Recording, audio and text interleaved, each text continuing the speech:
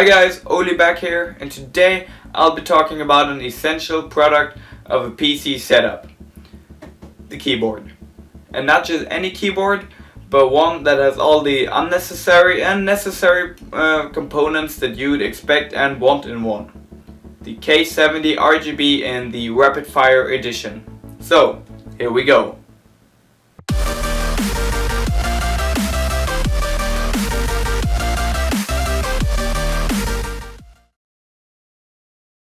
The market for keyboards is pretty much flooded with different alternatives, RGB or non-RGB ones, mechanical or non-mechanical ones, cheap no-name keyboards or high-end killer ones.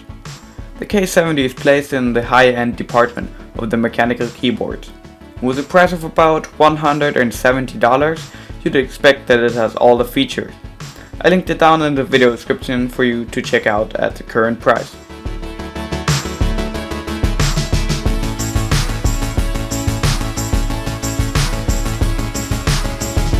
The frame of the K70 is made out of solid aluminum, which not only makes it really sturdy and premium, but also adds quite some weight to it.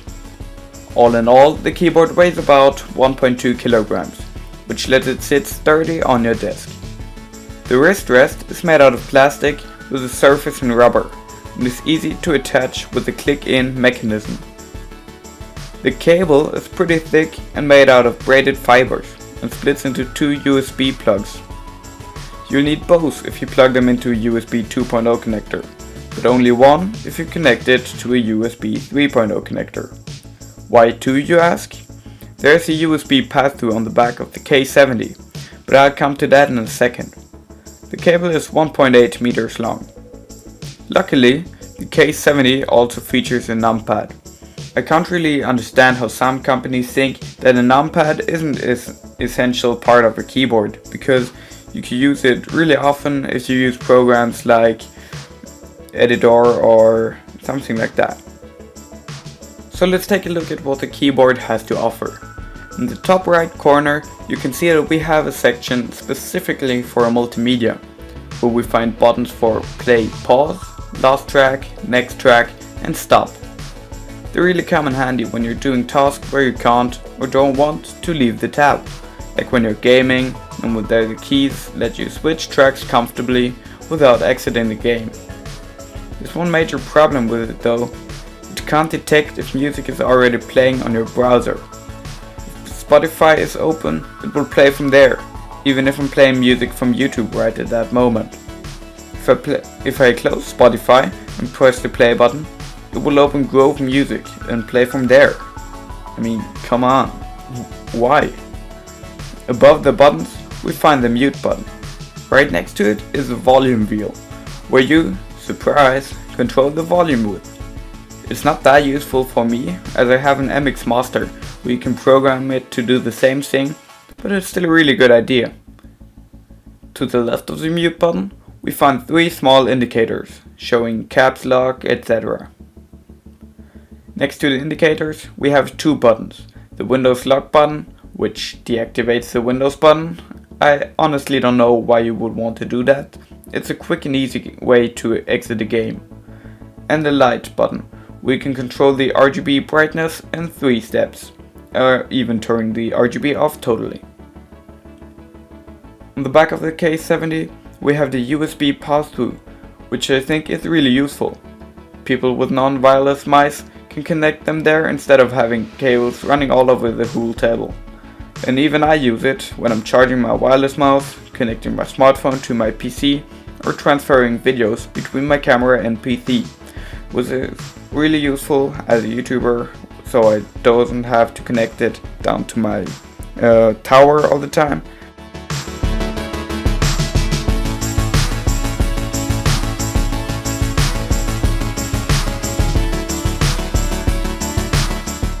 The K70 in the Rapidfire edition has one thing that separates it from the other K70s: the switches. In the Rapidfire edition, the K70 rocks the MX speed switches, which are designed for extra fast typing and, I guess, also a better gaming experience.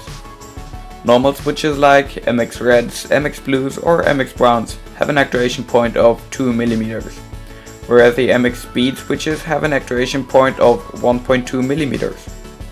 It takes some time to get used to it in the beginning, so that you don't press a button by accident that you didn't actually want to press. But after some time, it really is a blessing to type. Even for me, who was a rather slow typer before, can type pretty quickly now, and even if you do accidentally press buttons a little quicker than with normal switches, the back button presses pretty quick too. By the way, MX Speed switches need 45 grams of weight to press all the way down.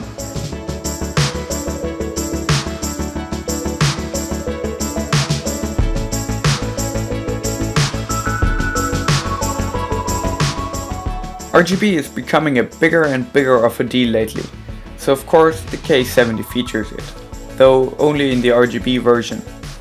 You can design different lighting modes in Q, which is short for Corsair Utility Engine, which is a software made by Corsair specifically for their RGB devices. It is pretty tricky at first, and I'm still trying to convince Q to assign the macros that I want. Yep, that's another feature of Q, assigning macros. I chose an orange and white lighting because it fits into my setup.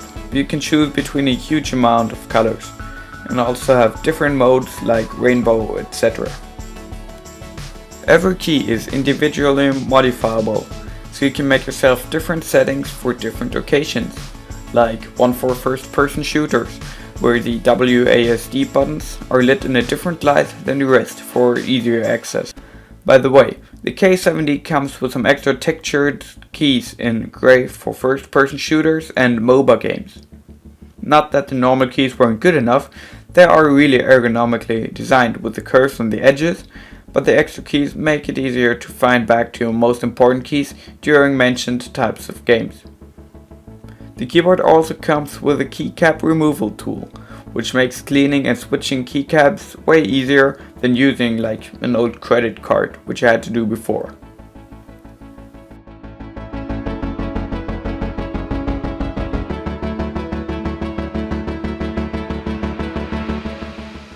The K70 has an anti-ghosting with full key rollover feature, which basically means that it will detect every single keystroke no matter how fast it was done, nor how many keys were pressed at the same time, which comes in handy when you're like gaming or typing really fast, so it won't miss out on single keystrokes.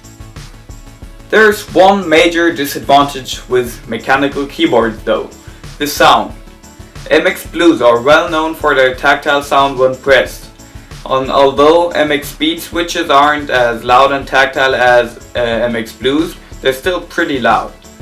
And I personally love the sound because it kinda also gives the typing a little bit more professional mode. But other people don't really like them, like my parents who live next room.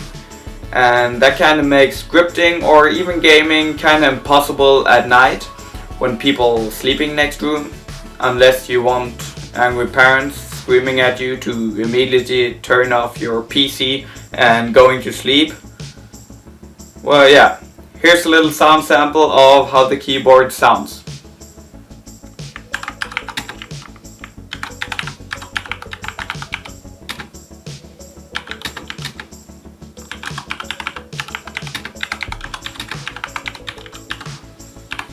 But yeah, that's about it for this video. What do you think about the K70 and what keyboard are you currently using? Feel free to leave me a comment down in the comments. And consider subscribing if you don't want to miss any of my further videos. But yeah, that's about it for today, and I hope I'll see you in the next one. So, bye!